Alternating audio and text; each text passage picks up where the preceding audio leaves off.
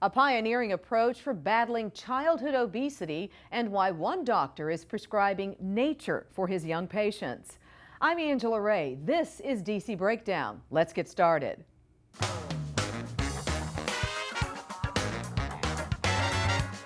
Breaking through the rhetoric, breaking down the issues. From the nation's capital, this is DC Breakdown. In 2012, the Centers for Disease Control and Prevention concluded that 1/3 of children and adolescents are overweight or obese in the United States. Clearly, this is a massive problem that not only can affect the physical health of a child, but it can also cause very damaging psychological problems. Joining us today to talk about how we as adults can help change that narrative for our children is Dr. Robert Zarr of Unity Healthcare Clinic. Good to have you on the show, Dr. Zarr. Angela, thanks for having me. Absolutely. And this is an issue that I know is very close to both of our hearts, and obviously the First Lady's heart, and many people here in the United States. We have a problem. We've got a major problem.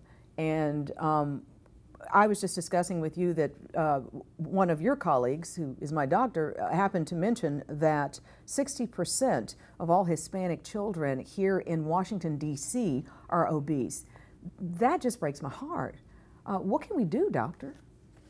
Well, I think the first thing we need to do is to sort of have a wake-up call. And it's not just Hispanic children. I mean, here in D.C., we have some of the worst health outcomes. And obesity, we're leading the way with that.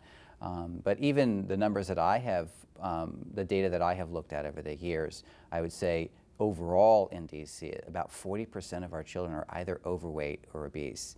I think one of the first things to do beyond recognizing that as a reality is actually doing something about it. And one of the things that I've been doing the last 4 years now is partnering with organizations and people both locally, regionally, and nationally to create our own version of what I like to call park prescription. So we literally write prescriptions for children and their families to go outside and to be outside, to move outside. That's great. So a patient comes into your office, their child is overweight. Does the parent also tend to be overweight? It depends. I would say the likelihood is greater that if the parent is overweight, their child's overweight. It's not always the case. But putting that aside for a second, there's a lot of health benefits to being outside, Absolutely. to exercising outside, green exercise, to exercising outside, to eating outside, beyond just weight reduction. Right. I mean, there's stress reduction, there's attention restoration therapy. People who are suffering from diabetes, from hypertension, from attention deficit, depression, anxiety, adults and children, they all benefit. So there's really not a person I can think of who wouldn't necessarily benefit from being outside, being outdoors more. And I want to talk about the being outside, the nature portion of it in just a second, but let's spend a little more time talking about the health impact that being obese has on our children and how this then, follows them into adulthood. Well, I think the best way to illustrate that is for me to just literally show you something. So this is from a patient of mine who's no longer anonymous. She was on the National Public Radio a few weeks ago. Her name is Kelsey. Now, Kelsey, as you can see here, was gaining weight over the years. Yes. And just recently, she and I began a discussion of how to spend more time outside.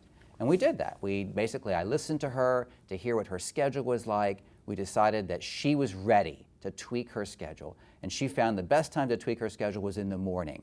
So rather than take a train, a bus, and another bus to school, she would get off a few blocks early and walk a few blocks to school. Good for and her. what happened? You can see right here. Yep. Her weight started going down. That's fantastic. So she is no longer obese. She is only overweight, which is a huge success for someone her age who's 13 years old. And again, let's talk about what are some of the diseases that she could possibly find herself facing if she doesn't get the obesity under wraps as a kid and as it leads into adulthood. Well, obesity is not considered by many doctors as a disease, but it's a risk factor, right? So it can lead to things like high blood pressure and diabetes and low self-esteem and joint pain and on and on. There's a list of probably up to 20 to 30 conditions that I have seen. Does it impact puberty in a child's, when a child is going through puberty? Does obesity in any way impact that?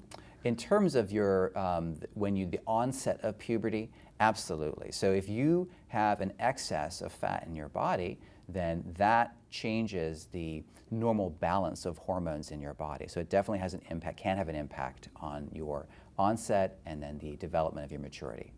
Okay, which we don't want. So we want to help with that. Now, you said something that was very key. You distinguished being obese from being overweight. Explain that distinction for me. Sure. With the Centers for Disease Control a few years back, I think did something very useful for us clinicians and for the public at large. And so one of the things that they have done with this condition of obesity is identified a period just slightly before you're obese where you're considered overweight. And in children, we use things called percentiles. So if you're between 85th and 95th percentile for your age and for your gender, and for your height, and that's based on your body mass index, so it's a measure of your weight and your height, then you're at risk for becoming obese. So it's sort of a red flag, both for the public at large, but especially for clinicians to say, aha, you don't look anything wrong to me, but I see on this graph, right, that we have in front of us here, that you are headed in the wrong direction. So what can we do now before you reach obesity to reverse that trend? And I like what you're doing. You've got to get the family involved.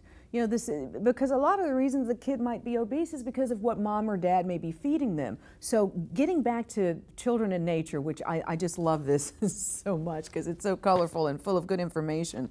But what this young lady did was getting off a couple of blocks before and walking. That's what we all need to be doing.